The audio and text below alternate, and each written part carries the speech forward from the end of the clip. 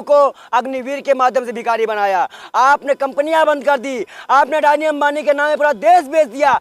आप बात करते हो आरक्षण की, टुकड़ों में पलने वाले तुम्हारे इनके जो पूरे परिवार के लोग जो अंग्रेजों की दलाली करते थे, माफीवीर हुआ करते थे, ये बताएंगे हमें संविधान। संस्कारी पार्टी है और उस संस्कारी पार्टी के यहाँ पे अवैध व्यापार भी मिलता है, कहीं पे कोठा खुल जाता है, कहीं पे आप देखिए जीप बढ़ जाती, जीप का गाय की जीप बंटवाई जाती है, खिलाया जाता है, कहीं पर और भी चीज़ों का महत्व दिया जाता है। और अगर ये संस्कारी पार्टी है तो बताए ये कौन संस्कार है जिसमें भाजपा नेता ने अपनी ही बेटी से दुष्कर्म किया मध्य प्रदेश में? ये कौन संस्कार है? क्या इसे संस्कार कहा जाएगा? आप बताइए, भारतीय जनता पार्टी का संस्कार देखिए कि देश की प्रधानमंत्री को ओ दीदी, अरे मुख्यमंत्री प्रधानमंत्री नहीं है भाई, जानकारी सही कीजिए। जेपी नड्डा प्रधानमंत्री है कि क्या है बताओ?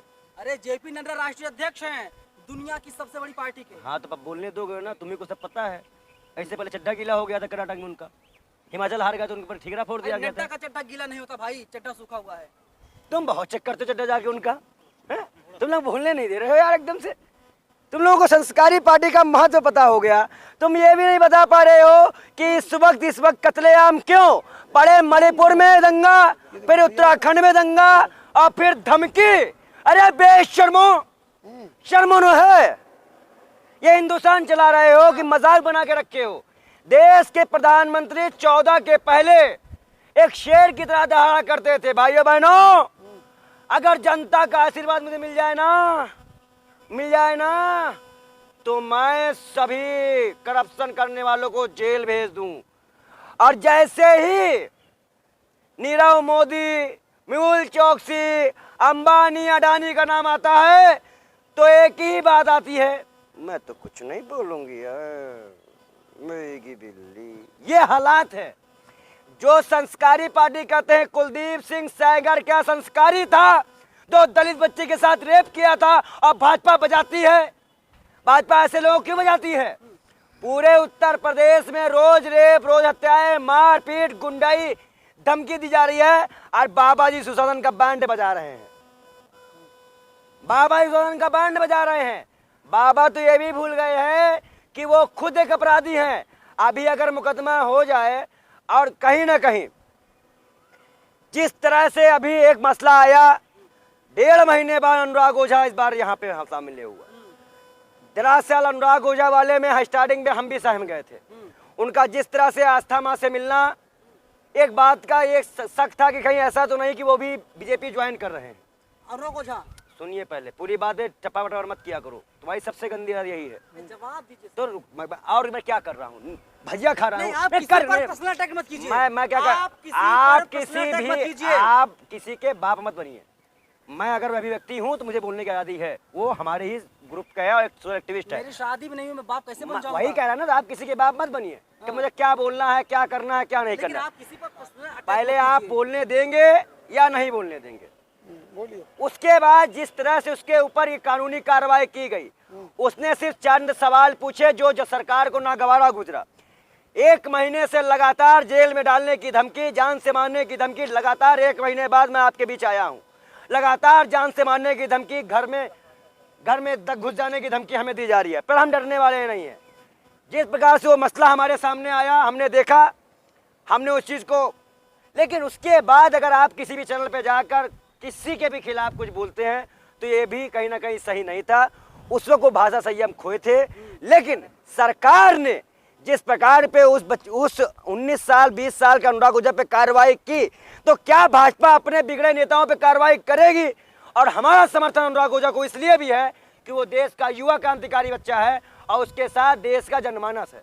तमाम लोग पूछ रहे हैं, जब मैंने पिछली बार आपका इंटरव्यू किया था तो मैंने देखा था कि आपके शरीर पर कपड़े नहीं थे। इस बार आपने 15 लाख रुपए जूते पहन लिए, 25 लाख रुपए कुर्ते पहन लिए, कहाँ से पैसा आ रहा है? एक नेशनल तक वालों को सब चीज 15 लाख की दिखती है, बड़ा फंडिंग हुई है इनकी। इनको 200 रुपए का जो है सूती का कुर्ता जो है 15 करोड़ का दिख रहा है, 15 लाख का दिख रहा है। अरे बेशर्मो, जाके पूछ के आओ, 10,000 रुपए एक वोट का दे रहे हैं। कर्नाटक में जाओ। क्यों रहे हो? कौन बिक रहा है भैया? कोई नहीं बिका, तभी तो लुंगी पहना के आ गए। बिके तो तुम लोग हो, तभी तो लुंगी नहीं पहनने पा रहे हो, बेचारे बच जा रहे हो। नहीं तुम्हारे कपड़े मध्य प्रदेश उतरना चाहिए। मध्य प्रदेश में जिस प्रकार की मामा की सरकार ने आतंकवाद, भ्रष्टाचार, गुंडाई, माफियागिरी को पनपाया है, आप बताइए 6 महीने पहले भगवान शिव की मूर्ति का उद्घाटन होता है, वो पार्क खोला जाता है, अब वो उड़ जाते हैं। उसके बाद उन्हीं मूर्तियों को पेंटिंग कर दी जाती है, जोड़ दिया जाता है। खंडित मूर्ति की स्थापना करने से जो प्रलय आया, जिसमें हमारे 1000 से ज्यादा लोग मर गए, और ये बेशरम सरकार ने 380 लोगों की जान बताई। भांजा और भांजी ने साफ कह दिया है कि वे लोग फिर से मामा को ला रहे हैं। तो हमने भी यह फैसला लिया है कि हम कंस मामा को नहीं आने देंगे। अब बोलो, किस मामा को लाएंगे? कंस मामा को नहीं लाएंगे। फिर किसको? अरे कमलनाथ जी हैं और भी मुख्यमंत्री हैं। अरे वो तो जाकर धीरेन्द्र शास्त्री के पैरों में पड़े हुए हैं। मैं आपको एक चीज बता दूं, सुनो। इस बार भी सरकार हमने ही बनाई थी, खरीद कर, सरकार खरीद कर, विधायक खरीद कर जो मामला इन्होंने किया वो इनकी गलती है। और रही बात कौन किसके पैरों पड़ा है, धीरेन्द्र शास्त्री 1 नंबर का फरार झूठा मक्कार है, और कोई भी कांग्रेस के नेता उसका समर्थन लेता है, ये बाल योगी उसका विरोध करेगा। आप कमलनाथ विरोधी हैं। मैंने कहा जो भी ऐसे पाखंडियों को, मैं आपको कितनी तस्वीरें दिखाऊं कि धीरेन्द्र शास्त्री के पैरों में कमलनाथ पड़े हुए आप हैं। चिल्लाओ मत, उस पे मैं विरोध कर चुका हूँ, उस पे मैंने बयान दे दिया है, मुझे मत बताया करो। बोलिए, देश की जनता कमलनाथ के खिलाफ है। देश की जनता कैसे भाई, काम से खिलाफ होनी चाहिए ना। आप बागेश्वरम वाले बात पर्चा लिखते हैं, बाद में मालूम चला पर्चा लिख रहे हैं, उनके बाद कार्रवाई की जाएगी। और इस तरह की चीजों को हम नहीं, देखो कांग्रेस में राहुल गांधी जी ने एक साफ कहा है कि हमें किसी भी बात पे जातिवाद, नफरतवाद, घमंड, ताकत नहीं दिखानी, हमें जनता के मुद्दों पे चुनाव लड़ना है, और जनता ही हमें जिता रही है।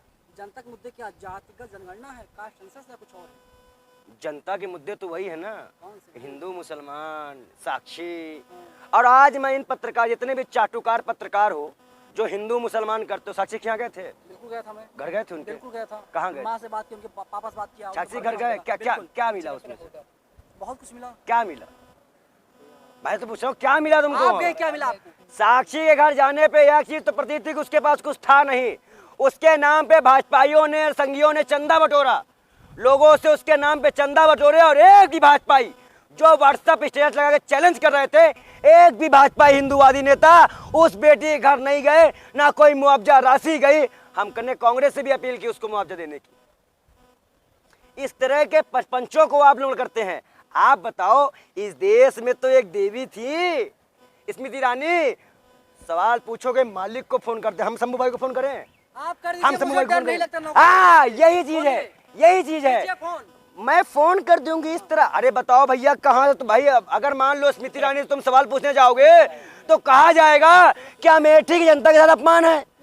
अगर मान लो स्मृति मोदी से सवाल पूछो, देश से अपमान है। अरे बेशर्मो, तुम लोग क्या हो? तुम एक पार्टी के सांसद हो, जनता से भीख मांगे हो, रो रो के झोली फैला पा के वोट मांग के सरकार बनाए हो, और तुम देश के बाप बनना चाहते हो? शर्म नहीं आ रही है?